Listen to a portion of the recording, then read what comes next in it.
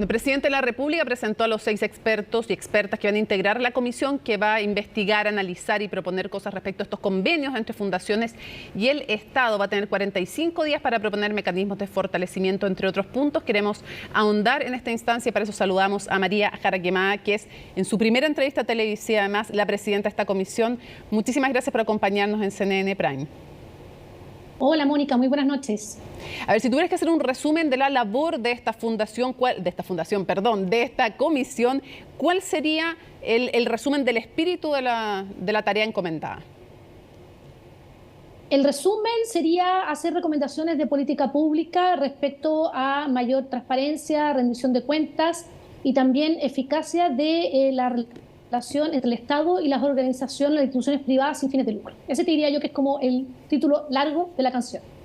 Ahora, en un tema tan complejo como importante, como es el de la corrupción, de la relación entre públicos y privados, de organizaciones y el Estado, hacer propuestas en 45 días sin tener un diagnóstico profundo, claro, respecto de hasta dónde llega la corrupción en nuestro país y los riesgos, ¿no es un poco precipitado en 45 días lograr tener esas propuestas públicas?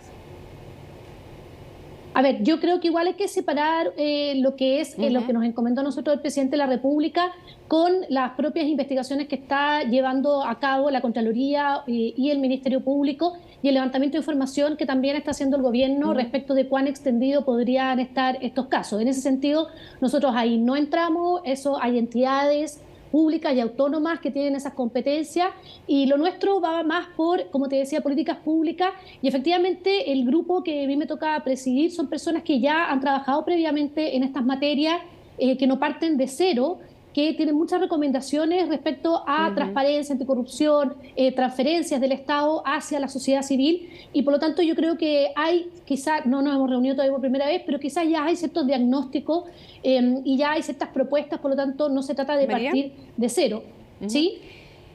¿Qué tan, incluso más allá del tema de las ONG o de las fundaciones, pero en un diagnóstico global, qué tan extendida está la corrupción en Chile? ¿Son casos puntuales o es algo ya más de preocupación más general? ¿Qué tan extendida está la corrupción en Chile? Mira, yo creo que esa pregunta es súper difícil porque a ciencia cierta uno nunca va a saber cuánta corrupción hay. Pueden haber casos que se descubran muchos años después, incluso pueden haber situaciones o hechos de corrupción que nunca conozcamos. En el fondo, la corrupción bien hecha per se es una corrupción que puede no descubrirse y por lo tanto yo creo que es muy difícil.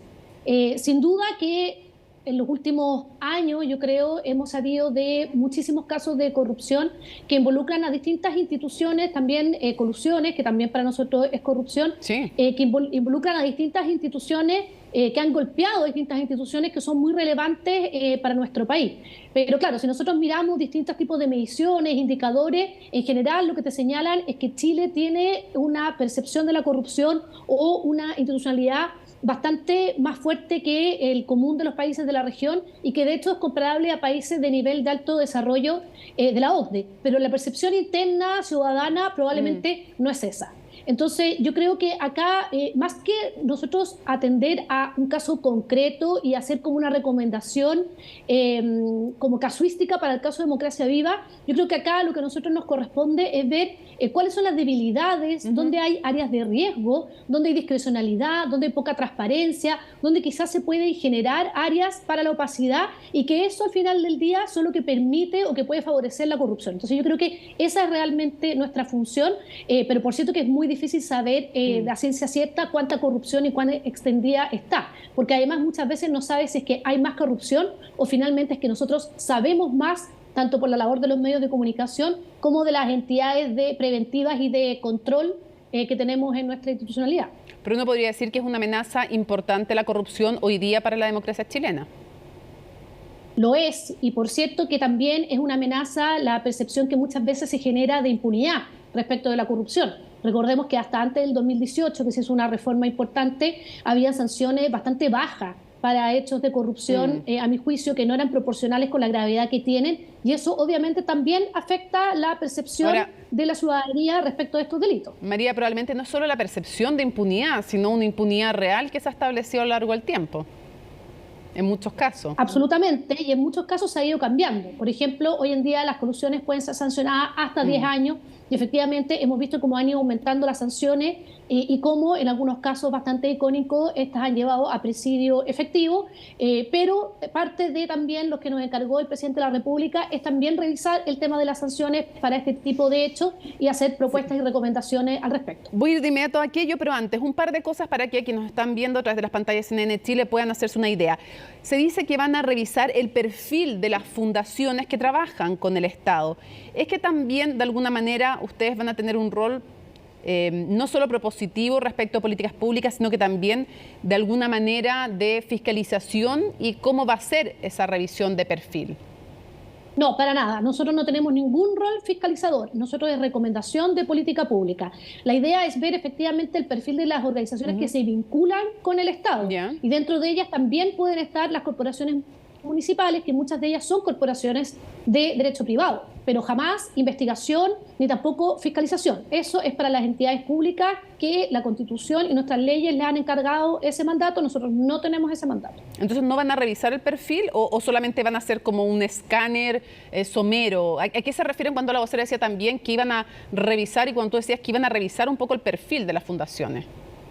No, yo creo que acá hay temas distintos, hay quizás perfiles de organizaciones distintas. Hay organizaciones que son de gran tamaño, hay algunas que están al alero de entidades públicas como son las corporaciones municipales, otras que pueden ser, por ejemplo, como las juntas vecinales, que son mucho más pequeñas. Entonces, obviamente no hay una sola solución que les calce a todas por igual. La idea acá tampoco es excesivamente, por ejemplo, burocratizar o exigir ciertos requisitos de transparencia y rendición de cuentas que una junta de vecinos, por ejemplo, la vaya a ahogar. Eso sí, pero no nosotros fiscalizar ni hacer un perfilamiento de organizaciones, no. Acá la idea es comisión asesora de recomendaciones de política pública en la relación entre el Estado y las instituciones privadas sin fines de lucro. María, compartes a título personal, no a título de la comisión, es esta pregunta por si acaso aclaro, ¿compartes la decisión de el Contralor de suspender por un tiempo la entrega de recursos a fundaciones? Sabemos además que en los casos donde se dio, sobre todo los hasta ahora conocidos, son aquellos que además fraccionaron la entrega de recursos a menos de 315 millones de pesos y por lo tanto evadían el control de la Contraloría, valga la redundancia. ¿Comparte la decisión de hacer una suspensión temporal de la entrega de dineros, decisión tomada por el Contralor? Sí, creo que es una decisión bastante compleja, porque por un lado, en el fondo, yo creo que está bien que Contraloría quiera darle la tranquilidad a la ciudadanía de que efectivamente estos convenios o estas transferencias están sujetas a la legalidad vigente.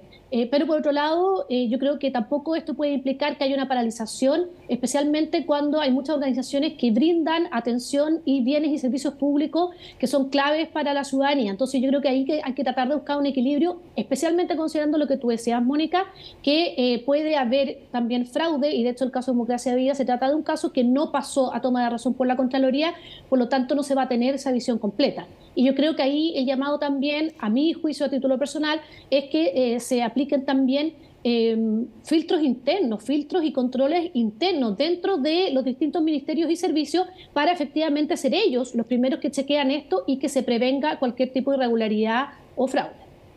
Ahora, a tu juicio, ¿cuáles son las principales áreas donde hay riesgo de corrupción en Chile? Y pongo sobre la mesa, a ver si es alguna de ellas, las municipalidades.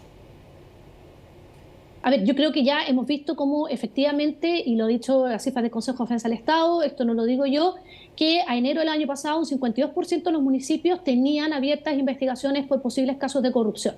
Obviamente hay que ver qué desencadenan esas investigaciones, si que efectivamente hay sanciones, pero de que ha aumentado el número de investigaciones en los municipios, han aumentado. Y por otro lado, y es un encargo también que nos hizo el presidente, están las corporaciones municipales, que muchas veces son de derecho privado, pero que prestan servicios públicos, utilizan muchos recursos públicos y muchas veces están integradas por personas que son nombradas o que tienen una relación muy estrecha con los municipios. Por lo tanto, yo creo que ahí hay un tema no menor donde efectivamente hay que ver cómo se hace para que eso no implique que haya menos transparencia, control y rendición de cuentas y finalmente implique un área de opacidad y un riesgo de corrupción. Yo creo que siempre donde hay menos transparencia, donde hay mucha discrecionalidad y donde fluyen cuantiosos recursos públicos, la experiencia siempre nos ha dicho, y es como de manual, que efectivamente hay mayores riesgos de corrupción. Llego al punto que también aquí hay un tema del Parlamento, ¿por qué no legisló? Por ejemplo, que todo estuviera sujeto a control de la Contraloría, que ha venido pidiendo hace mucho tiempo, además,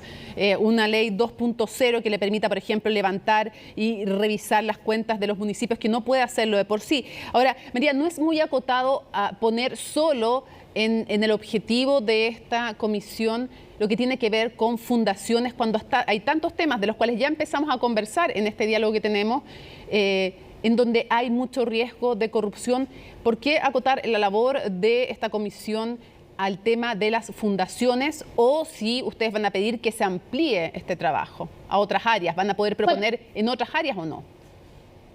No hemos sesionado todavía por primera vez, así que ahí tenemos que esperar, juntarnos.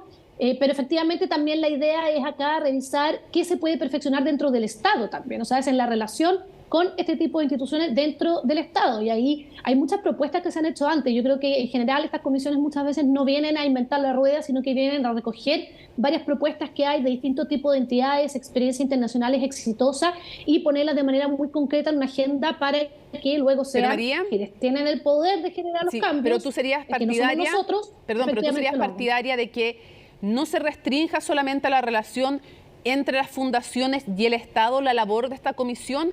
¿Serías partidaria de proponer otras normas en otras áreas? Yo por ahora me restringo al mandato que nos dio el presidente y creo que es una decisión que se tendrá que ver dentro de la comisión, pero nosotros tenemos un mandato muy claro, hay que ser respetuoso también con los mandatos presidenciales, creo yo, porque es una potencia, o sea, es el presidente el que nos convoca y por lo tanto yo creo que hay que ser respetuosos, pero tampoco te puedo decir algo que no se ha conversado porque no hemos tenido ninguna reunión. Pero en principio el mandato que nosotros tenemos es bastante claro, es bastante acotado, porque también ha habido muchas comisiones en el tiempo, desde el año 94 hasta ahora, que han hecho muchas recomendaciones y hay muchas de esas que están pendientes. Entonces quizás no se requiere revisar toda la institucionalidad y sino también ponerle el acelerador a muchas de esas propuestas que están en el Congreso o que ya se han hecho en esta materia. Tengo dos preguntas, pero una que es como un pack. Quisiera saber si estás a favor. Junté como temas en los que pareciera haber consenso. Más, esto te lo pregunto de nuevo, como María Jaraquemada, alguien que trabaja estos temas. Alguna de ellas te la he escuchado a ti, de hecho la hemos conversado en otras ocasiones, entonces quisiera saber si te parece que estas normas, que hay varios que han planteado, te la he escuchado a ti, a la exfiscal Carlos Fajardo, otras a Riego, por ejemplo, también a Duque. Bueno, hay hartos expertos que no puedo nombrar a todos, pero he escuchado varios temas. Por ejemplo, menos cargos de pivotes, por ejemplo, también hizo algunas propuestas. Menos cargos de confianza, restringir gastos reservados, fin a las asignaciones directas, también flexibilizar, por ejemplo, el secreto bancario. ¿Te parece, o poner fin a las corporaciones municipales privadas? ¿Te parece que son cosas de sentido común en las cuales se debiera avanzar? Sí, yo creo que muchas de esas son recomendaciones que se vienen haciendo, te digo, de comisiones anteriores, ¿no? Y comisiones que llevan mucho tiempo. O sea, yo siempre pongo ejemplo que el año 94 la Comisión de Ética Pública, que fue la primera comisión que tuvimos asesora presidencial en temas de probidad desde el retorno a la democracia, recomendó, por ejemplo, regular la puerta giratoria entre el sector público y el sector privado, y aún no tenemos una regulación real sobre eso. Entonces, efectivamente, yo te digo, acá muchas cosas no hay que inventar la rueda, sino que quizás hay que tener un tema de orden, de priorización y de actualización de muchas propuestas y recomendaciones. Pero sin duda que, por ejemplo, lo que tú planteas, el tema del empleo público, es clave. De hecho, desde Chile Transparente nosotros hicimos una propuesta al respecto a la comisión experta y este jueves vamos al Consejo Constitucional, donde vamos a reiterar la relevancia de separar gobierno de turno con la administración del Estado. Eso es clave en una modernización del Estado y en un Estado que está centrado en las personas y que quiere ser íntegro. Es clave. Por lo tanto, efectivamente, muchas de esas propuestas probablemente las vamos a considerar porque también tienen relación entre el vínculo sector público y sector privado, especialmente las instituciones sin fines de lucro. Pero yo creo que efectivamente, como te decía, mucho de eso probablemente va a ser considerado porque también tiene que ver con fortalecer y modernizar al Estado y su vínculo con esta institución. Para cerrar, dos preguntas. La primera, el caso Democracia Viva, a tu juicio, ¿de qué se trata? Porque en un comienzo el gobierno habló de descriterio político y también Revolución Democrática en su momento, y muchos dijeron, pucha, o sea, si no hay delito, no hay corrupción, no puede haber corrupción evidentemente sin delito, en fin. Para ti, el caso Democracia Viva, ¿de qué se trata? ¿Cómo se califica? Y si crees que el gobierno ha estado a la altura en su reacción. Yo creo que obviamente tienen que ser las instituciones correspondientes las que van a decir si hay delito o infracción administrativa, pero yo creo que sí estamos frente a un caso de corrupción.